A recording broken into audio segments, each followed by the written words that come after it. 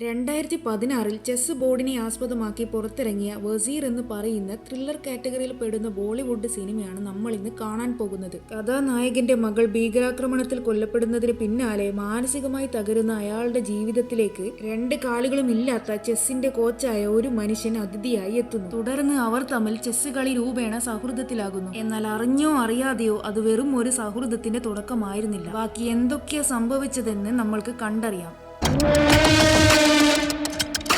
സിനിമയുടെ സ്റ്റാർട്ടിങ്ങിൽ കഥാനായകന്റെ സന്തുഷ്ട ഫാമിലിയാണ് കാണിക്കുന്നത്. കഥാനായകന്റെ പേര് ദാനിഷ്, അവന്റെ വൈഫിന്റെ പേര് റുഹാന, പിന്നെ അവർക്കൊരു ചെറിയ മകളും കൂടിയുണ്ട്, പേര് നൂറി. ആന്റി ടെററിസം സ്ക്വാഡിലെ ഓഫീസറാണ് ദാനിഷ്. അതുപോലെ റുഹാന ഒരു പേര് കേട്ട ഡാൻസറാണ്. അങ്ങനെ അവരുടെ ജീവിതം നല്ല രീതിയിൽ പോയിക്കൊണ്ടിരിക്കുകയായിരുന്നു. ഒരു ദിവസം റുഹാനയുടെ ഡാൻസ് പ്രോഗ്രാമിന് വേണ്ടിയിട്ട് അവർ 3 പേരും വണ്ടിയിൽ പോയിക്കൊണ്ടിരിക്കുകയായിരുന്നു. അന്നേരം ഡാൻസിന് ആവശ്യമുള്ള സാധനങ്ങൾ വാങ്ങിക്കാൻ വേണ്ടിയിട്ട് ദാനിഷിനോട് ഒരു കടയുടെ മുമ്പിൽ വണ്ടി നിർത്താൻ വേണ്ടി റുഹാന പറയും. അങ്ങനെ അവൾ ഡാൻസിന്റെ സാധനങ്ങൾ വാങ്ങിക്കാൻ വേണ്ടിയിട്ട് കടയിൽ കയറും. ആ സമയം ദാനിഷും സ്ക്വാഡും അന്വേഷിച്ചുകൊണ്ടിരിക്കുന്ന ടെററിസ്റ്റായ റമീസ് വണ്ടിയിൽ പോകുന്നത് അവൻ കാണും. ദാനിഷിന് റമീസ് എങ്ങനെ ഇന്ത്യയിൽ എത്തിയതെന്ന് മനസ്സിലാകില്ല. അവൻ വേഗം വണ്ടി എടുത്ത് റമീസിനെ പിന്തുടരും. എന്നിട്ട് അവന്റെ കൂടെ വർക്ക് ചെയ്യുന്ന സർത്താജിനെ വിളിച്ചിട്ട് റമീസിനെ റോഡിൽ വെച്ച് കണ്ട കാര്യം പറയും. അപ്പോൾ സർത്താജ് റമീസോ, അവൻ കറാച്ചിയിലല്ലേ, പിന്നെ ഇങ്ങനെ ഇവിടെ എത്തിയെന്ന് ചോദിക്കും. അത് കേട്ട് ദാനിഷ് അവൻ കറാച്ചിയിലും ഒന്നുമല്ല, അവൻ ഇപ്പോൾ എന്റെ മുമ്പിൽ ഉണ്ടെന്ന് പറയും. എന്നിട്ട് ബാക്കി കാര്യങ്ങൾ പറയാൻ നോക്കുമ്പോഴേക്കും കോള് കട്ടാകും. ദാനിഷ് മറ്റൊന്നും നോക്കാതെ റമീസിന്റെ പിറകെ പോകും. മറുഭാഗത്ത് റുഹാന അവളുടെ സാധനങ്ങളെല്ലാം വാങ്ങിയിട്ട് പുറത്തിറങ്ങി നോക്കുമ്പോൾ ദാനിഷിനെയും കാണില്ല, അവന്റെ വണ്ടിയും അവിടെ ഉണ്ടാവില്ല.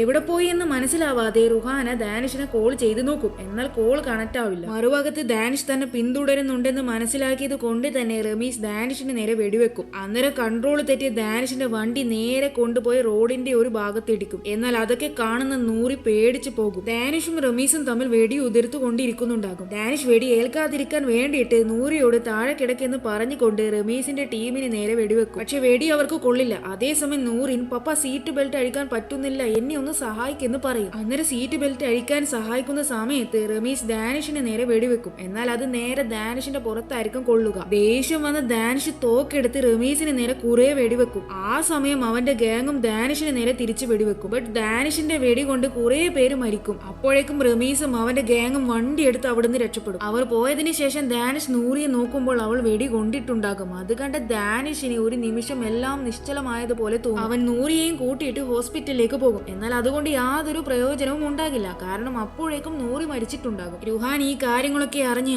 ആകെ തളർന്നിട്ടുണ്ടാകും. തന്റെ ഒരേ ഒരു മകളുടെ മരണത്തിന് ഉത്തരവാദി ദാനിഷ് ആണെന്ന് പറഞ്ഞുകൊണ്ട് അവൾ അവിടുന്ന് ബഹളം വെക്കും. അടുത്ത സീനിൽ നൂറിയുടെ ഫ്യൂണറൽ നടക്കുന്ന സമയത്ത് സർത്താജ് ദാനിഷിനോട് പറയും, റുഹാനയ്ക്ക് നിന്റെ അടുത്ത് നിന്ന് മാറി കുറച്ച് ദിവസം അവളുടെ വീട്ടിൽ നിൽക്കണമെന്നുണ്ട്. അതുകൊണ്ട് ഒരു കാര്യം ചെയ്യും, നീ കുറച്ച് ദിവസം എന്റെ വീട്ടിലേക്ക് വന്ന് താമസിക്കെന്ന് പറയും. അപ്പോഴേക്ക് റുഹാന ദാനിഷിൽ നിന്ന് അകലാൻ തുടങ്ങിയിട്ടുണ്ടാകും. അങ്ങനെ ദാനിഷ് സർത്താജിന്റെ വീട്ടിലേക്ക് പോകും. വീട്ടിലെത്തിയ സർത്താജ് ദാനിഷിന് സ്ലീപ്പിംഗ് പില്ല് കൊടുത്തുകൊണ്ട് നീ ഇത് കഴിക്ക്, അപ്പോൾ നിനക്ക് നന്നായിട്ട് ഉറങ്ങാൻ പറ്റുമെന്ന് പറയും. അപ്പോഴേക്ക് സർത്താജിന് ഒരു കോള് വരും. അത് കാശ്മീരിൽ നിന്ന് SP ആയ വിജയ് ആയിരിക്കും. വിജയ് അവനോട് റമീസിന്റെ ഫോൺ സാറ്റലൈറ്റ് ഞങ്ങൾ ട്രാക്ക് ചെയ്തു, അവൻ ഇപ്പോഴും ഡൽഹിയിൽ തന്നെ ഒരു കോളനിയുടെ അടുത്തുണ്ട്, നമുക്ക് എന്തായാലും എല്ലാ തയ്യാറെടുപ്പോടു കൂടി അവിടേക്ക് പോകണം, ഞാൻ നിനക്ക് ലൊക്കേഷൻ അയച്ചു തരാം. പിന്നെ റമീസിനെ കണ്ടുപിടിച്ച കാര്യം ദാനിഷിനോട് നീ ഒരിക്കലും പറയരുത്. എന്താണെന്ന് വെച്ചാൽ അവന്റെ മകളെ കൊന്ന ദേഷ്യത്തിൽ ദാനിഷ് എങ്ങനെ പ്രതികരിക്കുമെന്ന് പറയാൻ പറ്റില്ല. കാരണം റമീസിനെ നമുക്ക് ജീവനോട് കിട്ടേണ്ടതുണ്ട് എന്ന് പറയും. വിജയ് പറഞ്ഞതെല്ലാം കേട്ട ശേഷം സർത്താജ് പേടിക്കണ്ട, അവൻ ഇതൊന്നും അറിയില്ല, അവന് ഞാൻ ഉറക്ക ഗുളിക കൊടുത്തത് കൊണ്ട് തന്നെ അവൻ ഏകദേശം 12 മണിക്കൂർ വരെ ഉറങ്ങാൻ സാധ്യതയുണ്ട് എന്ന് പറയും. എന്നാൽ ഇതെല്ലാം ദാനിഷ് മറുഭാഗത്ത് നിന്ന് കേൾക്കുന്നുണ്ടാകും. ശേഷം റമീസിനെ പിടിക്കാൻ വേണ്ടിയിട്ട് എല്ലാവരും എല്ലാ എക്യുപ്മെന്റ്സോട് കൂടി റമീസ് ഉള്ള സ്ഥലത്തേക്ക് പോകുന്നതാണ് കാണിക്കുന്നത്. സർത്താജും കുറച്ച് പേരും ക്യാമറകളെല്ലാം സെറ്റാക്കും. മറുഭാഗത്ത് ആന്റി ടെററിസ്റ്റ് സ്ക്വാഡിലെ എല്ലാവരും കൂടി ആ കോളനി മുഴുവനും വളയും. പെട്ടെന്ന് ക്യാമറയിൽ നോക്കുമ്പോൾ കാണുന്നത് ദാനിഷ് തോക്കെടുത്ത് റമീസിനെ കൊല്ലാൻ വേണ്ടി വരുന്നതാകും. എന്നാൽ ദാനിഷ് എങ്ങനെ അവിടെ എത്തിയെന്ന് ആർക്കും മനസ്സിലാകില്ല. അപ്പോൾ കൂട്ടത്തിലെ ക്യാപ്റ്റനായ മഹേഷ് ഈ ദാനിഷ് എന്ത് കോപ്പിനാണ് അവിടെ നിൽക്കുന്നത്, വേഗം അവനെ പിടിച്ചു മാറ്റി, നമ്മൾക്ക് റമീസിനെ ജീവനോടെ വേണ്ടതാണെന്ന് പറയും. അതേസമയം റമീസിനും അവന്റെ കൂട്ടർക്കും സ്ക്വാഡ് ആ കോളനി മുഴുവനും വളഞ്ഞിട്ടുണ്ടെന്ന് മനസ്സിലാകും. അവർ നോക്കുമ്പോൾ കാണുന്നത് ദാനിഷ് കുറെ ആൾക്കാരെ വെടിവെക്കുന്നതാണ്. ശേഷം സ്ക്വാഡും റമീസിന്റെ ആൾക്കാരും തമ്മിൽ വെടിവെക്കുന്നതാണ് കാണിക്കുന്നത്. അതേസമയം ദാനിഷ് ഓടിപ്പോയി ബിൽഡിങ്ങിന്റെ അകത്തേക്ക് കയറിയിട്ട് ഓരോരുത്തരെയായിട്ട് വെടിവെച്ചതിന് ശേഷം റമീസിന്റെ അടുത്തേക്ക് പോകാൻ നോക്കും. എന്നാൽ ആ സമയം കൊണ്ട് റമീസ് ആ ബിൽഡിങ്ങിൽ നിന്ന് ഇറങ്ങി വേറെ വണ്ടിയിൽ കയറി രക്ഷപ്പെടാൻ നോക്കും. അപ്പോഴേക്ക് ദാനിഷ് അവരുടെ വണ്ടിയുടെ മുമ്പിൽ വന്നിട്ടുണ്ടാകും. ദാനിഷ് ആ വണ്ടിക്ക് നേർക്ക് തുരുതുരാ വെടിവെക്കും. അപ്പോൾ കൺട്രോൾ തെറ്റി ആ വണ്ടി തെന്നി മറിഞ്ഞു വീഴും. അന്നേരം ദാനിഷ് അവിടെ പോയിട്ട് റമീസിനെ വലിച്ച് പുറത്തേക്കിടും. എന്നിട്ട് തന്റെ ഒരേ ഒരു മകളെ കൊന്ന പകിൽ റമീസിനെ അവൻ അവിടെ വെച്ചിട്ട് കൊല്ലും. അടുത്ത സീനിൽ ആന്റി ടെററിസം സ്ക്വാഡിലെ സുപ്പീരിയർ വിളിച്ചിട്ട് അവരോടെല്ലാവരോടും റമീസ് ഇവിടേക്ക് വന്നത് ചില രാഷ്ട്രീയക്കാരെ കാണാൻ വേണ്ടിയിട്ടാണ്. ഇനി നമ്മൾ എങ്ങനെയാ ആ രാഷ്ട്രീയക്കാർ ആരൊക്കെയാണെന്ന് കണ്ടുപിടിക്കും. എല്ലാം ആ ദാനിഷ് നശിപ്പിച്ചില്ലേ. ഏതായാലും മെഡിക്കൽ ലീവ് എഴുതി കൊടുത്ത് ദാനിഷിനെ അങ്ങ് സസ്പെൻഡ് ചെയ്തേക്കെന്ന് ദേഷ്യത്തിൽ പറയും. ആ സീൻ അവിടെ കട്ടാകും. ശേഷം ദാനിഷ് നൂറിയുടെ ഗ്രേവ് സ്റ്റോണിന്റെ അടുത്ത് പോയിട്ട് ഭാര്യ റുഹാന മിണ്ടാത്തതിന്റെയും കൂടാതെ തന്റെ ഏക മകൾ തന്നെ വിട്ടു പോയതിന്റെയും സങ്കടത്തിൽ സ്വയം വെടിവെച്ച് മരിക്കാൻ നോക്കും. അന്നേരം ആരോ ഒരാൾ കാറിൽ നിന്ന് ഹെഡ്ലൈറ്റ് ഓൺ ആക്കി അവന്റെ മുഖത്ത് നേർക്ക് അടിക്കും. അതുകണ്ട് ദേഷ്യം വന്ന ദാനിഷ് കാറിലുണ്ടായിരുന്ന വ്യക്തിയോട് ഹെഡ്ലൈറ്റ് ഓഫ് ചെയ്യാൻ വേണ്ടി പറയും. അന്നേരം അയാൾ ലൈറ്റ് ഓഫ് ചെയ്ത് അവിടുന്ന് പോകും. അപ്പോഴേക്കും മരിക്കണമെന്നുള്ള ചിന്ത ദാനിഷിന്റെ ഉള്ളിൽ നിന്ന് മായും. അങ്ങനെ അവൻ അവിടെ നിന്ന് പോകാൻ നോക്കുമ്പോൾ ഒരു പേഴ്സ് അവൻ അവിടെ കാണും. ആ പേഴ്സ് നേരത്തെ വന്ന ആളുടേതായിരിക്കും. അതിലൊരു പെൺകുട്ടിയുടെ ഫോട്ടോയും കൂടാതെ അയാളുടെ അഡ്രസ്സും ഉണ്ടാകും. പണ്ഡിറ്റ് ഓംകാർ നാഥ് എന്നായിരിക്കും അയാളുടെ പേര്. അങ്ങനെ ആ പേഴ്സ് തിരികെ കൊടുക്കാൻ വേണ്ടിയിട്ട് ദാനിഷ് ഓംകാർ നാഥിന്റെ വീട് അന്വേഷിച്ച് പോകും. അങ്ങനെ അന്വേഷണങ്ങൾക്കൊടുവിൽ ദാനിഷ് ഓംകാർ നാഥിന്റെ വീട്ടിലെത്തും. അന്നേരം ഡോറ് തുറന്നു കൊടുക്കുക അവിടുത്തെ സെർവന്റ് ആയിരിക്കും. ദാനിഷ് അവരോട് ഇത് നിങ്ങളുടെ പേഴ്സാണ്, ഇത് ഞാൻ തിരികെ ഏൽപ്പിക്കാൻ വേണ്ടി വന്നതാണെന്ന് പറയും. അന്നേരം സെർവന്റ് ഓ ഇത് നിങ്ങൾക്ക് കിട്ടിയല്ലേ. എന്നിട്ട് അവർ ഓംകാർ നാഥിനെ ഉദ്ദേശിച്ച് കൊണ്ട് പണ്ഡിറ്റ്ജി എപ്പോഴും ചോദിക്കാറുണ്ട് ആരെങ്കിലും എന്റെ പേഴ്സ് കൊണ്ട് തന്നായിരുന്നോ എന്ന്.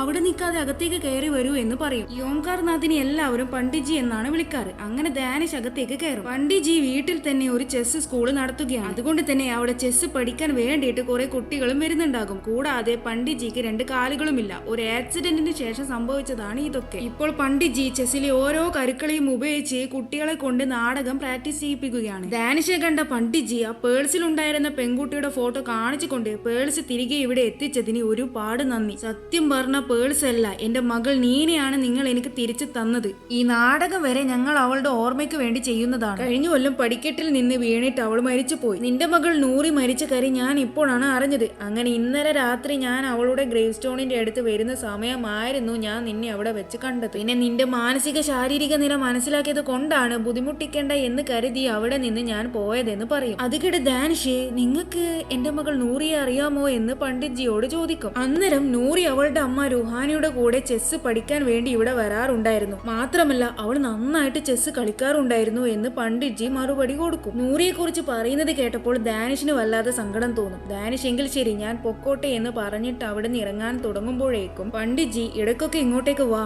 എന്നിട്ട് ഇവിടെയുള്ള കുട്ടികളുടെ കൂടെ ചെസ്സൊക്കെ കളിക്ക്. ഇവരുടെ കൂടെ കളിക്കുന്ന സമയത്ത് നിനക്ക് നിന്റെ മകളുടെ കൂടെ കളിക്കുന്നത് പോലെ തന്നെ തോന്നുമെന്ന് പറയും. ദാനിഷ് ശരി എന്ന് പറഞ്ഞിട്ട് അവിടുന്ന് പോകും. പിന്നീടുള്ള ദിവസങ്ങളിലുടനീളം ദാനിഷ് പണ്ഡിറ്റ്ജിയുടെ കുട്ടികളുമായിട്ട് ചെസ് കളിക്കാൻ തുടങ്ങും. അവനാണെങ്കിൽ ചെസ് കളിക്കാൻ അത്ര അറിവൊന്നും ഇല്ലാത്തത് കൊണ്ട് തന്നെ എല്ലാ കുട്ടികളും അവനെ പരാജയപ്പെടുത്തും. എല്ലാ കുട്ടികളുടെയും മുമ്പിൽ നിന്ന് ദാനിഷ് പരാജയപ്പെടുന്നത് കണ്ട് പണ്ഡിറ്റ്ജി അവനോട് ഈ കരുക്കളൊക്കെ ഒന്ന് മാറ്റിവെക്ക്, ഇതൊക്കെ തെറ്റായ നീക്കങ്ങളാണ്, നമുക്കൊന്നും കൂടി അത് പിറകോട്ടേക്ക് മാറ്റി വെക്കാമെന്ന് പറയും. അത് കേട്ട ദാനിഷ് പറ്റില്ല, തെറ്റായ നീക്കങ്ങൾ നമ്മൾക്ക് ഒരിക്കലും തിരുത്താനാകില്ല എന്ന് പറയും.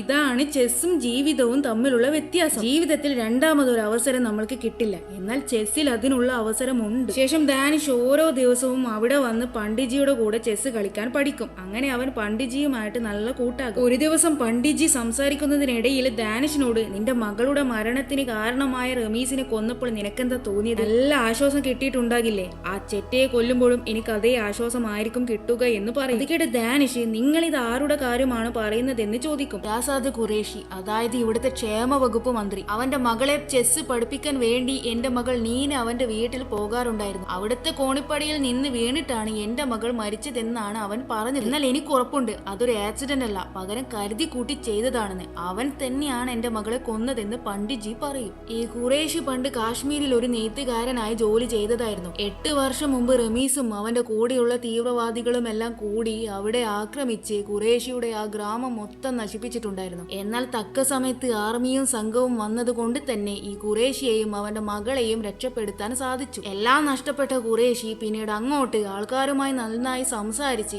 അവരുമായി ഇടപെടുകി ആൾക്കാരിലേക്ക് ഇറങ്ങി തിരിച്ച് ജനഹൃദയങ്ങളിൽ സ്ഥാനം പിടിച്ചു പറ്റി. അങ്ങനെ ഇലക്ഷനിൽ പങ്കെടുത്ത് ജയിച്ചിട്ട് ചെയ്തിട്ടാണ് അയാൾ ക്ഷേമവകുപ്പ് മന്ത്രിയായത്. ഇതൊക്കെ ദാനിഷ് യൂട്യൂബിൽ നിന്ന് കാണുന്നുണ്ടാകും. ശേഷം ദാനിഷ് ഖുറേഷിയുടെ മകളെ പറ്റി സർത്താജിനോട് ചോദിക്കും. അന്നേരം സർത്താജ് അവളുടെ പേര് റൂഹി, അവൾക്ക് 13 വയസ്സുണ്ട്. നീന അവളെ 2 വർഷം മുമ്പ് ചെസ് പഠിപ്പിച്ചിട്ടുണ്ടായിരുന്നു. പിന്നെ നീന അവിടുത്തെ വീട്ടിലെ കോണിപ്പടിയിൽ നിന്ന് തെന്നി വീണ് മരിച്ചു. അതൊക്കെ പണ്ടേ തെളിയിച്ച കേസാണ്, അല്ലാതെ ഖുറേഷി ഒന്നും ചെയ്തിട്ടില്ല. ആ വയസ്സ് നിന്നോട് അയാളുടെ മകളെ കൊന്നത് ഖുറേഷിയാണെന്ന് ചുമ്മാ പറഞ്ഞതാണെന്ന് പറയും. സർത്താജ് അതൊക്കെ പറഞ്ഞിട്ട് പോലും ദാനിഷിന്റെ ഉള്ളിൽ എന്തൊക്കെയോ സംശയങ്ങളുണ്ടാകും. പിറ്റേ ദിവസം ദാനിഷ് ഖുറേഷിയുടെ അടുത്ത് ഇതിനെപ്പറ്റി ചോദിക്കാൻ പോകും. അന്നേരം ഖുറേഷി ഈ കേസ് ക്ലോസ് ചെയ്തതാണ്, എന്താണെന്നറിയില്ല, വിധി എപ്പോഴും പണ്ഡിറ്റ്ജിയോട് ക്രൂരമായിട്ടാണ് പെരുമാറുന്നത്. ആദ്യം ഒരു മതഭ്രാന്തൻ അദ്ദേഹം കാശ്മീരിൽ ഉണ്ടായിരുന്ന സമയത്ത് അദ്ദേഹത്തിന്റെ വീട് കത്തിച്ചു. പിന്നീട് നടന്ന ഒരു കാർ ആക്സിഡന്റിൽ അദ്ദേഹത്തിന്റെ ഭാര്യ നഷ്ടമായി, കൂടാതെ അദ്ദേഹത്തിന്റെ 2 കാലും നഷ്ടമായി. കഴിഞ്ഞ വർഷം അദ്ദേഹത്തിന്റെ മകളും മരിച്ചു. ഇത്രയൊക്കെ അനുഭവങ്ങൾ നേരിടേണ്ടി വന്നാൽ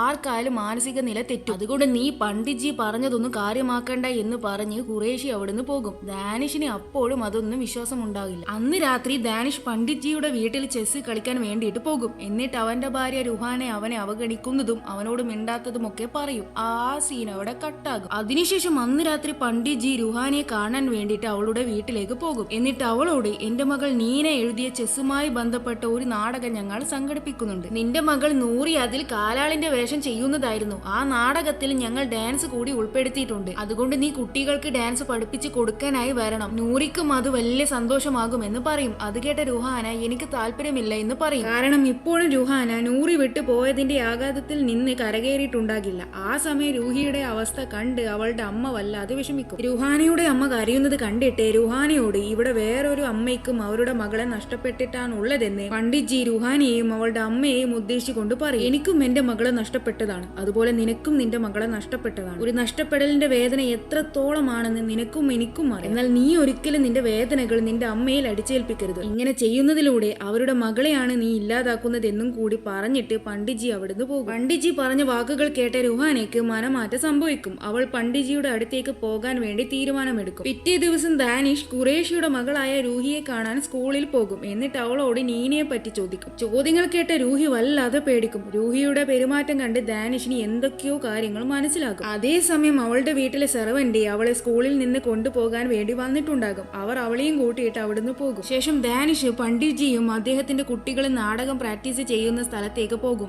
ആ സമയം അവിടെ രുഹാന ഉണ്ടാകും. രുഹാന ദാനിഷിനെയും ദാനിഷ് രുഹാനയും കാണും. ദാനിഷിനെ കണ്ട രുഹാന എത്രയും പെട്ടെന്ന് അവിടുന്ന് പോകാൻ നോക്കും. അത് മനസ്സിലാക്കിയ പണ്ഡിറ്റ്ജി കുട്ടികളോട് എല്ലാവരോടും വീട്ടിൽ പോയിക്കോളൂ എന്ന് പറഞ്ഞതിന് ശേഷം രുഹാനയോട് നൂറിയുടെ മരണത്തിന് നീ ദാനിഷിനെ ഉത്തരവാദിയാക്കി. ഒരു ദിവസം നൂറിയുടെ ശവക്കല്ലറയ്ക്ക് അടുത്ത് വെച്ച് സ്വന്തം മകളെ നഷ്ടപ്പെട്ട വേദനയിലും തന്റെ ഭാര്യ തന്നെ അവഗണിക്കുന്ന വിഷമത്തിലും സ്വയം മരിക്കാൻ ശ്രമിക്കുന്ന ദാനിഷിനെ ഞാൻ കാണുകയുണ്ടായി. അന്നേരം അവൻ മരിച്ചിട്ടുണ്ടെങ്കിൽ അതിന്റെ ഉത്തരവാദി നീ ആയിരിക്കില്ലേ എന്ന് ചോദിക്കും. എന്നിട്ട് അയാൾ ഒരു ഫോട്ടോ എടുത്ത് കാണിച്ചിട്ട്, ഇതാണ് എന്റെ ഭാര്യ നീലിമ, അവളൊരു ആക്സിഡന്റിൽ മരിച്ചു. നീലിമ എന്നെ വിട്ടു പോയതിനു ശേഷം നീനയെ കെട്ടിപ്പിടിച്ച് ഞാൻ ഒരുപാട് കരഞ്ഞിട്ടുണ്ടായിരുന്നു. ഇപ്പോൾ എനിക്കൊന്ന് കെട്ടിപ്പിടിച്ച് കരയാൻ പോലും ആരുമില്ല, തനിച്ചാണ്. എന്നാൽ ആ കാര്യത്തിൽ നിങ്ങൾ ഭാഗ്യവന്മാരാണ്. കാരണം സങ്കടം വരുമ്പോൾ തല ചായ്ക്കാനും ഒന്ന് പൊട്ടിക്കരയാനും നിനക്ക് ദാനിഷിന് നീയും ഉണ്ടെന്ന് പറഞ്ഞിട്ട് പണ്ഡിറ്റ്ജി അവിടുന്ന് പോകും. അതിനുശേഷം രുഹാനയ്ക്ക് ദാനിഷിനോടുള്ള ദേഷ്യം മാറും. അന്ന് രാത്രി ഖുറേഷി അവന്റെ മകളായ രൂഹിയുടെ അടുത്ത് പോയിട്ട് ദാനിഷിന്റെ ഫോട്ടോ കാണിച്ചുകൊണ്ട്, മോളെ നോക്ക്, ഇന്ന് നിന്നെ ഈ അങ്കിൾ കാണാൻ വന്നിട്ടുണ്ടായിരുന്നോ എന്ന് ചോദിക്കും. അവൾ അതെ എന്ന് മറുപടി കൊടുക്കും. എന്നാൽ രൂഹിക്ക് ഖുറേഷിയോട് സംസാരിക്കുന്ന സമയത്ത് നല്ല ഭയമുണ്ടാകും. അയാൾ അവളോട് ഭീഷണി നിറഞ്ഞ സ്വരത്തിൽ നീ അവനോട് എന്തെങ്കിലും പറഞ്ഞോ എന്ന് ചോദിക്കും. അന്നേരം അവൾ പേടിച്ചുകൊണ്ട് ഇല്ല എന്ന് പറയും. അടുത്ത സീനിൽ പണ്ഡിറ്റ്ജി നീനയുടെ കേസ് ക്ലോസ് ചെയ്തത് അറിഞ്ഞിട്ട് ഡൽഹി പോലീസ് ഹെഡ്ക്വാർട്ടേഴ്സിൽ അതിനെപ്പറ്റി ചോദിക്കാൻ വേണ്ടിയിട്ട് പോയിട്ട് അവിടെ നിന്ന് ബഹളം വെക്കും. ഈ വിവരം അറിഞ്ഞ സർത്താജ് കാര്യങ്ങൾ ദാനിഷിനെ അറിയിക്കും. ദാനിഷ് നേരെ പണ്ഡിറ്റ്ജിയെ കാണാൻ വേണ്ടിയിട്ട് അവിടേക്ക് പോകും. ദാനിഷിനെ കണ്ട പണ്ഡിറ്റ്ജി, ദാനിഷ്, ഇവർ നീനയുടെ കേസ് ക്ലോസ് ചെയ്തെന്നാണ് പറയുന്നതെന്ന് പറയും. DCP ദാനിഷിനോട്, ഇയാളുടെ മകൾ നീന കോണിപ്പടിയിൽ നിന്ന് തെന്നി വീണിട്ടാണ് മരിച്ചത്, അല്ലാതെ ആരും കൊന്നതല്ല. മാത്രമല്ല കൊന്നതെന്ന് സമർത്ഥിക്കാൻ യാതൊരു തെളിവുമില്ല. ഇതൊക്കെ ഇയാളെ ഒന്ന് പറഞ്ഞ് മനസ്സിലാക്കി എന്ന് പറയും. അത് കേട്ട പണ്ഡിറ്റ്ജി, തെളിവ് ഖുറേഷിയുടെ കണ്ണിൽ തന്നെ ഉണ്ടെന്ന് പറയും. അത് കേട്ട് DCP, എടോ ഇത് തന്റെ ചെസ് കളി പോലെയല്ല എന്ന് പറഞ്ഞിട്ട് ദാനിഷിനോട്, ഇയാളെ കൂട്ടിയിട്ട് ഇവിടുന്ന് പോ,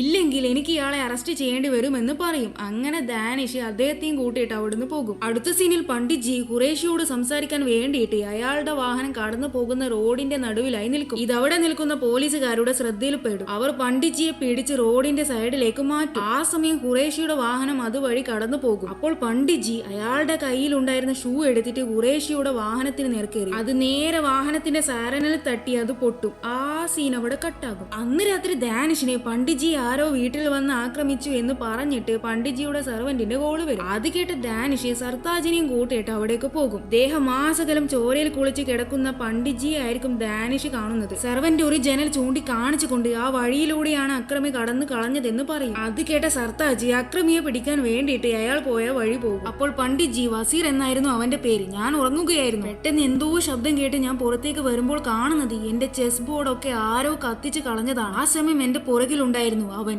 ആ വസീർ. നീ ഖുറേഷിക്ക് നേരെ ഷൂ എറിയാൻ മാത്രം വളർന്നു എന്നല്ലേ പറഞ്ഞ് അവൻ എന്നെ ഉപദ്രവിച്ചു. എന്നിട്ട് എന്റെ വീൽ ചെയർ അവൻ കത്തിച്ചു കളഞ്ഞു. അതിനുശേഷം ഇനി എങ്ങാനും ഖുറേഷിക്ക് നേരെ വിരൽ അനക്കിയാൽ അത് നിന്റെ മരണത്തിലായിരിക്കും ചെന്ന് അവസാനിക്കുക എന്ന് വെല്ലുവിളി ആയിട്ടാണ് അവൻ പോയതെന്ന് പറയും. അങ്ങനെ പിറ്റേ ദിവസം പോലീസുകാരെല്ലാം പണ്ഡിറ്ജിയുടെ വീട്ടിലെത്തും. അതിനുശേഷം രേഖാചിത്രം വരക്കുന്ന ടീം വന്നിട്ട് പണ്ഡിറ്ജിയോട് വസീറിനെ കാണാൻ എങ്ങനെയാണെന്ന് എന്നുള്ള വിവരങ്ങളെല്ലാം ശേഖരിച്ച് വസീറിന്റെ രേഖാചിത്രം വരക്കും. അവരെല്ലാം പോയതിനു ശേഷം ഡാനിഷിനോട്, ഞാൻ ഖുറേഷിക്ക് നേരെ ഷൂ എറിഞ്ഞത് കൊണ്ടാണ് അതിന്റെ പക വീട്ടാൻ എന്നോണം അവന്റെ വസീറിനെ ഇങ്ങോട്ട് അവൻ അയച്ചത്. അവനെ സംബന്ധിച്ചിടത്തോളം ഞാൻ 2 കാലം നഷ്ടപ്പെട്ട വെറും ഒരു മനുഷ്യൻ മാത്രമാണ്. പക്ഷെ എന്റെ പക്കലുള്ള ആയുധം എന്താണെന്ന് അവൻ അറിയില്ല. എനിക്ക് എന്തെങ്കിലും സംഭവിച്ചാൽ എന്റെ കൂട്ടുകാരൻ അവനെ വെറുതെ വിടില്ല എന്ന കാര്യം അവൻ അറിയില്ല എന്ന് ഡാനിഷിനെ ഉദ്ദേശിച്ചുകൊണ്ട് പണ്ഡിറ്റ്ജി പറയും. അത് കേട്ട് ഡാനിഷ്, ഇനി നിങ്ങൾക്കൊന്നും സംഭവിക്കാൻ ഞാൻ വിടില്ല എന്ന് പണ്ഡിറ്റ്ജിയോട് പറയും. അന്ന് രാത്രി ഡാനിഷിന് പരിചയമില്ലാത്ത നമ്പറിൽ നിന്ന് ഒരു കോൾ വരും. അത് വസീർ ആയിരിക്കും. നീ ആ കിളവനെ ഒന്നും സംഭവിക്കില്ല എന്ന് വാക്ക് കൊടുത്തത് ഞാൻ അറിഞ്ഞല്ലോ. നിനക്ക് ഉറപ്പുണ്ടോ അയാൾക്കൊന്നും സംഭവിക്കില്ല എന്ന്?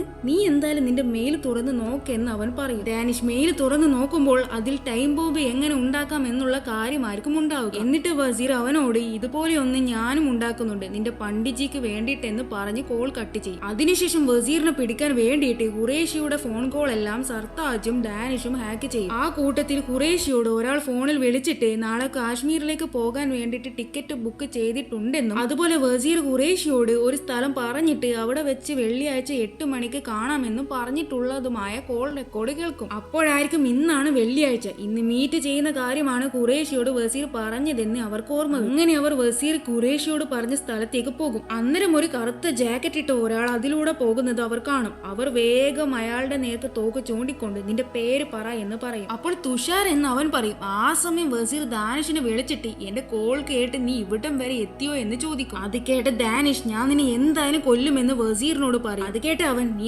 ആദ്യം നിന്റെ പണ്ഡിറ്ജിക്ക് അയാൾക്കൊന്നും സംഭവിക്കില്ല എന്ന വാക്ക് പാലിക്കാൻ നോക്കെന്ന് പറഞ്ഞിട്ട് കോള് കട്ട് ചെയ്യും. അടുത്ത സീനിൽ ഡാനിഷും സർത്താജും ഖുറേഷിയുടെ മെസ്സേജസ് നോക്കുന്ന സമയത്ത് അതിൽ ഖുറേഷി ആരോടോ, എന്നെ കൊണ്ട് നമ്മളുടെ കൂട്ടുകാരനെ സംരക്ഷിക്കാൻ പറ്റിയില്ല, കാശ്മീരിൽ വരുമ്പോൾ നേരിട്ട് മാപ്പ് പറയാമെന്ന് മെസ്സേജ് അയച്ചിട്ടുണ്ടാകും. എന്നാൽ അവർക്ക് 2 പേർക്കും ഖുറേഷി അതൊക്കെ ആരോടാ പറഞ്ഞതെന്ന് മനസ്സിലാവില്ല. അടുത്ത സീനിൽ നാടകത്തിന്റെ പ്രാക്ടീസ് കഴിഞ്ഞ് പണ്ഡിറ്ജിയും കൂട്ടിയിട്ട് ഡാനിഷ് പണ്ഡിറ്ജിയുടെ വീട്ടിലേക്ക് എത്തും. അന്നേരം വീടിനകത്ത് നിന്ന് റേഡിയോയിൽ നിന്ന് പാട്ട് പാടുന്ന ശബ്ദം കേൾക്കും. അകത്താരോ ഉണ്ടെന്ന് മനസ്സിലാക്കിയ ഡാനിഷ് തോക്ക് ചൂണ്ടിക്കൊണ്ട് അകത്തേക്ക് കയറും. ആ സമയം ടൈം ബോംബ് പൊട്ടും. അത് കേട്ട് എല്ലാവരും പേടിക്കും. ഡാനിഷ് തോക്ക് ചൂണ്ടി അകത്തേക്ക് നടക്കുമ്പോൾ ഒരു സ്ഥലത്ത് ഫ്ലൈറ്റ് ടിക്കറ്റും കൂടാതെ വസീർ വെച്ച ഒരു നോട്ടും ഉണ്ടാകും. പണ്ഡിറ്റ്ജി ഖുറേഷിയെ കാണാൻ വേണ്ടിയിട്ട് കാശ്മീരിലേക്ക് പോവുകയാണ്, മര്യാദയ്ക്ക് അയാളെ തടഞ്ഞില്ലെങ്കിൽ ഞാൻ അയാളെ കൊല്ലുമെന്നായിരിക്കും വസീർ ആ നോട്ടിൽ കൊടുത്തിട്ടുണ്ടാവുക. ആ നോട്ടിന്റെ കൂടെ ഉണ്ടായ ഫ്ലൈറ്റ് ടിക്കറ്റ് അത് പണ്ഡിറ്റ്ജി എടുത്ത് വെച്ചതാകും ഖുറേഷിയുടെ അടുത്ത് പോകാൻ വേണ്ടിയിട്ട്. അതിനുശേഷം ഡാനിഷ് വസീർ എഴുതിയ നോട്ട് പണ്ഡിറ്റ്ജിക്ക് കാണിച്ചു കൊടുക്കും. താൻ കാശ്മീരിലേക്ക് പോകുന്ന കാര്യം ഡാനിഷ് അറിഞ്ഞെന്ന് പണ്ഡിറ്റ്ജിക്ക് മനസ്സിലാകും. ഇനി പണ്ഡിറ്റ്ജിയെ ആ വീട്ടിൽ തനിച്ചാക്കി നിർത്തുന്നത് ഒട്ടും സുരക്ഷിതമല്ല എന്ന് മനസ്സിലാക്കിയ ഡാനിഷും റുഹാനിയും അദ്ദേഹത്തെയും കൂട്ടി അവരുടെ വീട്ടിലേക്ക് പോകും. അന്ന് രാത്രി ഡാനിഷിന് ഒരു കോൾ വരും. അത് വസീർ ആയിരിക്കും. ആ കിളവൻ എയർപോർട്ടിലേക്ക് പോയിട്ടുണ്ട്, അയാൾ കാശ്മീരിലേക്കാണ് പോകുന്നത്,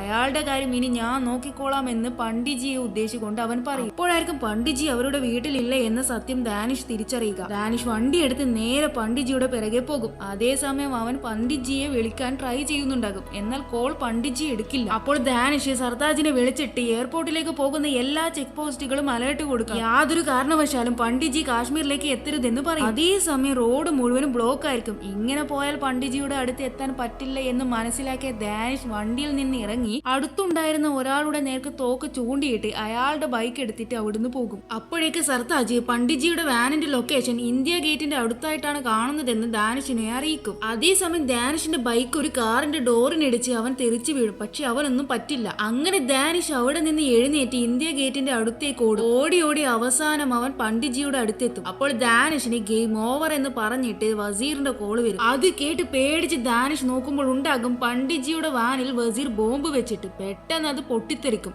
അതോടെ പണ്ഡിറ്റ്ജി മരിക്കും. അതിനുശേഷം ശേഷം പൊട്ടിത്തെറിയുടെ ആഘാതത്തിൽ പരിക്കേറ്റ ദാനിഷ് ഹോസ്പിറ്റലിൽ ചികിത്സയിലാകും. ശേഷം ദാനിഷ് ഹോസ്പിറ്റലിൽ നിന്ന് ഖുറേഷി കാശ്മീരിലെ ഇലക്ഷനിൽ മത്സരിക്കാൻ പോകുന്നുണ്ടെന്ന ന്യൂസ് കേൾക്കും. എന്നാൽ ദാനിഷിന്റെ ഉള്ളിൽ പണ്ഡിറ്റ്ജിയെ കൊന്നതിന്റെ അടങ്ങാത്ത ദേഷ്യമുണ്ടാകും. ദാനിഷ് മറ്റൊന്നും ചിന്തിക്കാതെ എയർപോർട്ടിലേക്ക് പോയിട്ട് ടിക്കറ്റ് എടുത്ത് കാശ്മീരിലേക്ക് പോകും. അവിടെ എത്തിയ ശേഷം അവൻ റുഹാനയ്ക്ക് വേണ്ടിയിട്ട്, പ്രിയപ്പെട്ട റുഹാന, ഈ കത്ത് നിനക്ക് കിട്ടുമ്പോഴേക്ക് ഞാൻ ചിലപ്പോൾ മരിച്ചിട്ടുണ്ടാകും. നീ എന്നോട് ക്ഷമിക്കണം. ഒരു നല്ല അച്ഛനാവാനോ ഭർത്താവാകാനോ എനിക്ക് പറ്റിയില്ല. പക്ഷെ എനിക്കൊരു നല്ല സുഹൃത്തെങ്കിലും ആവണം. പണ്ഡിറ്റ്ജിക്ക് ഞാൻ കൊടുത്ത വാക്ക് എനിക്ക് പാലിക്കണം. ഇനി ഞാൻ നിന്റെ അടുത്തേക്ക് തിരിച്ചു വന്നില്ലെങ്കിൽ ഞാൻ നമ്മളുടെ മകളുടെ അടുത്ത് പോയി എന്ന് വിചാരിച്ചാൽ മതി എന്ന് എഴുതി ആ ലെറ്റർ പോസ്റ്റ് ചെയ്യും. ശേഷം ദാനിഷ് കാശ്മീരിലുള്ള SP ആയ വിജയുടെ അടുത്ത് പോയിട്ട് എനിക്ക് എങ്ങനെങ്കിലും വസീറിനെ പിടിക്കണം. അവൻ എവിടെയാണെന്ന് ഖുറേഷിക്ക് മാത്രമേ അറിയുകയുള്ളൂ എന്ന് പറയും. മറുഭാഗത്ത് ഇലക്ഷനായി ബന്ധപ്പെട്ട് പരിപാടികൾ നടക്കുന്നുണ്ടാകും. അതുകൊണ്ട് തന്നെ ഖുറേഷിക്ക് മേലെയുള്ള പ്രൊട്ടക്ഷൻ ഭേദിച്ച് അയാളുടെ അടുത്തേക്ക് എത്തുക എന്നുള്ളത് സാധ്യമല്ലാത്ത കാര്യമായതിനാൽ വിജയുടെ നേതൃത്വത്തിൽ ഖുറേഷിയുടെ ബിൽഡിംഗിൽ ആൾക്കാരെ കൊല്ലുക എന്നുള്ള ലക്ഷ്യമല്ലാതെ കുറച്ച് ബോംബുകൾ വെക്കും. എന്നിട്ട് ബോംബ് പൊട്ടുന്ന സമയത്ത്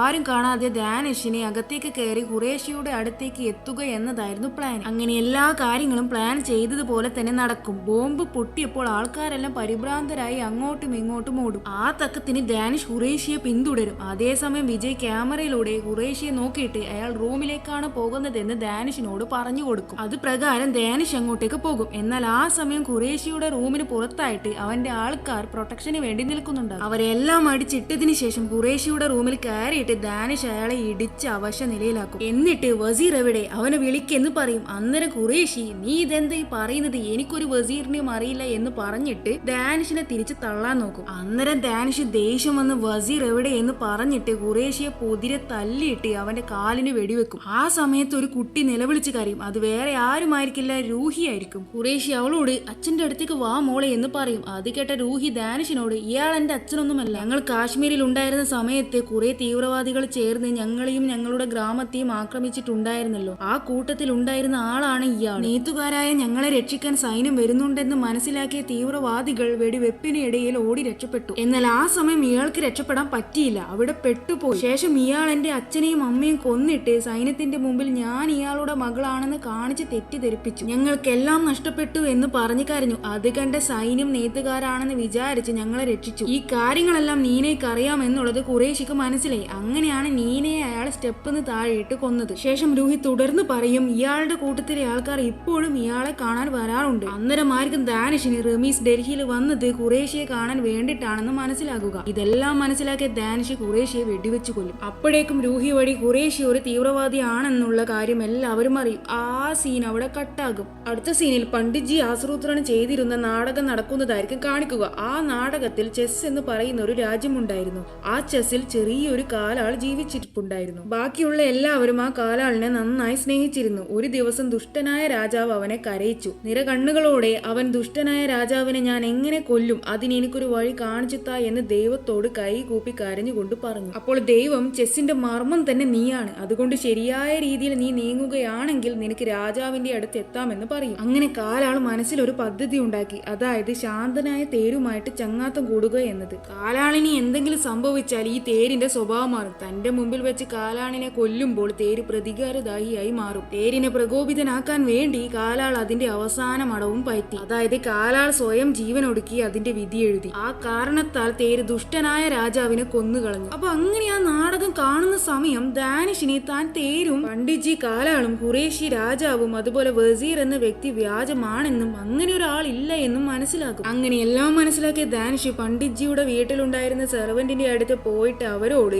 അന്ന് രാത്രി പണ്ഡിറ്റ്ജിക്ക് എതിരെ ആക്രമണം നടന്ന ദിവസം നിങ്ങൾ വസീറിനെ കണ്ടായിരുന്നോ എന്ന് ചോദിക്കും. അത് കേട്ട അവർ, ഞാൻ പണ്ഡിറ്റ്ജിയുടെ വീട്ടിൽ പോയപ്പോൾ പണ്ഡിറ്റ്ജി ജനലിൽ ചൂണ്ടിക്കാണിച്ചുകൊണ്ട് ആരോ അതിലൂടെ ഓടിപ്പോയിട്ടുണ്ടെന്ന് പറഞ്ഞിട്ടുണ്ടായിരുന്നു. അന്നേരം ഞാൻ നോക്കിയ സമയത്ത് ജനൽ അനങ്ങുന്നതായിട്ട് എനിക്ക് തോന്നി എന്ന് പറയും. അപ്പോൾ നിങ്ങൾ അന്ന് വസീറിനെ കണ്ടിട്ടില്ല അല്ലേ? അത് കേട്ട് അവർ, പണ്ഡിറ്റ്ജി എന്നോട് അങ്ങനെ പറഞ്ഞു, ഞാൻ അത് വിശ്വസിച്ചു. എന്നോട് എന്താണോ പറഞ്ഞത് ഞാൻ നിങ്ങളെയും അത് വിളിച്ചു പറഞ്ഞു. പിന്നെ പണ്ഡിറ്റ്ജി കുറച്ച് നാൾ മുമ്പ് എന്നോട് വസീറിനെ അന്വേഷിച്ച് ദാനിഷ് എന്തായാലും നിന്റെ അടുത്തേക്ക് വരും, അന്നേരം അവനെ ഏൽപ്പിക്കണം എന്ന് പറഞ്ഞിട്ട് എന്റെ കയ്യിൽ പണ്ഡിറ്റ്ജി ഒരു പെൻഡ്രൈവ് തന്നിട്ടുണ്ടായിരുന്നു എന്ന് പറയും. അങ്ങനെ ആ പെൻഡ്രൈവ് ദാനിഷ് തുറന്നു നോക്കും. അതിൽ പണ്ഡിറ്റ്ജി ദാനിഷിനോട് പറയുന്ന കാര്യങ്ങൾ കോർത്തിണക്കിക്കൊണ്ടുള്ള ഒരു വീഡിയോ ഉണ്ടാകും. കാലുമില്ല, തോക്കുമില്ല, എനിക്കൊന്നുമില്ല, പിന്നെങ്ങനെ എന്റെ മകളെ കൊന്ന അയാളോട് ഞാൻ പ്രതികാരം ചെയ്യും. എങ്ങനെ ഞാൻ ഖുറേഷിയുടെ അടുത്തെത്തും? എന്ത് ചെയ്തിട്ടാണെങ്കിലും വേണ്ടില്ല ഖുറേഷിയുടെ അടുത്തേക്ക് എത്തുക, അതുമാത്രമായിരുന്നു എന്റെ ലക്ഷ്യം. അതിന് ഞാൻ ഓരോ സ്റ്റെപ്പായിട്ട് നീങ്ങി, ചെസ്സിലെ കാലാളിനെ പോലെ. അങ്ങനെയാണ് ഞാൻ മെല്ലെ നീയുമായിട്ട് കൂട്ടുകൂടുകയും വസീർ എന്ന് പറയുന്ന ഒരാളെ ക്രിയേറ്റ് ചെയ്തതും. ഇൻഫാക്ട് വസീർ എന്ന് പറയുന്ന ഒരാളില്ല, അതൊക്കെ പണ്ഡിറ്റ്ജി കളിച്ച നാടകം മാത്രമായിരുന്നു. പണ്ഡിറ്റ്ജിക്ക് 2 കാലുകളും ഇല്ലാത്തത് കൊണ്ട് തന്നെ തേരിന്റെ, അതായത് ദാനിഷിന്റെ സഹായത്തോടു കൂടി മെല്ലെ ഓരോ ചുവട് വെച്ച് മാത്രമേ ലക്ഷ്യത്തിലേക്ക് എത്താൻ പറ്റുകയുള്ളൂ. ഇനി അഥവാ ആരെങ്കിലും കാലാളായ പണ്ഡിറ്റ്ജിയെ ആക്രമിച്ചാൽ തേരാകുന്ന ദാനിഷ് വന്ന് അവരെല്ലാം കൊന്നു കളയുമെന്ന് പണ്ഡിറ്റ്ജിക്ക് ഉറപ്പായിരുന്നു. ഇനിയിപ്പോൾ പാതി വഴി വെച്ച് പണ്ഡിറ്റ്ജി മരിച്ചാലും വേണ്ടില്ല, എങ്ങനെയെങ്കിലും ഖുറേഷിയുടെ അടുത്ത് എത്തണമെന്നേ പണ്ഡിറ്റ്ജിക്ക് ഉണ്ടായിരുന്നുള്ളൂ. അത് ദാനിഷ് ചെയ്യുമെന്ന് പണ്ഡിറ്റ്ജിക്ക് തീർച്ചയായിരുന്നു. അതുകൊണ്ട് കാലാളായ പണ്ഡിറ്റ്ജി സ്വയം ജീവൻ വെടിച്ചു. സ്വന്തം വീട്ടിൽ ബോംബ് വെച്ചതും സൗണ്ട് മാറ്റി വസീറായ ദാനിഷിനെ വിളിച്ചതും എല്ലാം പണ്ഡിറ്റ്ജിയുടെ ഓർക്കസ്ട്രേറ്റഡ് ആയിട്ടുള്ള പ്ലാൻ ആയിരുന്നു. അന്ന് രാത്രി പരിക്കേൽപ്പിച്ചത് വസീർ ആയിരുന്നില്ല, പകരം അയാൾ തന്നെ സ്വയം ചെയ്തതായിരുന്നു. ശരിക്കും പറഞ്ഞാൽ ദാനിഷിന്റെ മകളായ നൂറിയെ കൊന്ന രമീസിനെ ദാനിഷ് കൊന്നിട്ടുണ്ടായിരുന്നില്ല. അതറിഞ്ഞപ്പോൾ പണ്ഡിറ്റ്ജിക്ക് അയാളുടെ മകളായ നീനിയെ കൊന്നതിന്റെ പ്രതികാരം വീട്ടാൻ ദാനിഷിനേക്കാൾ നല്ല ആയുധം വേറെ ഇല്ല എന്ന് മനസ്സിലായി. അങ്ങനെയാണ് അയാൾ രൂഹിയുടെ ഗ്രേവ് സ്റ്റോണിന്റെ അടുത്തേക്ക് ദാനിഷ് ഉണ്ടായിരുന്ന സമയത്ത് പോയതും അവൻ മരിക്കാൻ പോകുകയാണെന്ന് അറിഞ്ഞുകൊണ്ട് കരുതിക്കൂട്ടി അവന്റെ മുഖത്തേക്ക് കാറിന്റെ ഹെഡ്ലൈറ്റ് ഓൺ ചെയ്തതും, അതുപോലെ അയാളെ ദാനിഷ് തിരക്കി വരാൻ വേണ്ടി മനഃപൂർവ്വം അയാളുടെ അഡ്രസ് അടങ്ങുന്ന പേഴ്സ് ആ ഭാഗത്ത് ഉപേക്ഷിച്ചതും. അങ്ങനെ സംഭവിച്ച A to Z കാര്യങ്ങൾ ദാനിഷ് മനസ്സിലാക്കും. അതോടെ ഈ സിനിമ ഇവിടെ കഴിയും. അപ്പൊ ഓക്കെ ഫ്രണ്ട്സ്, ഞാൻ മറ്റൊരു ദിവസം മറ്റൊരു മൂവി ആയിട്ട് വരാം.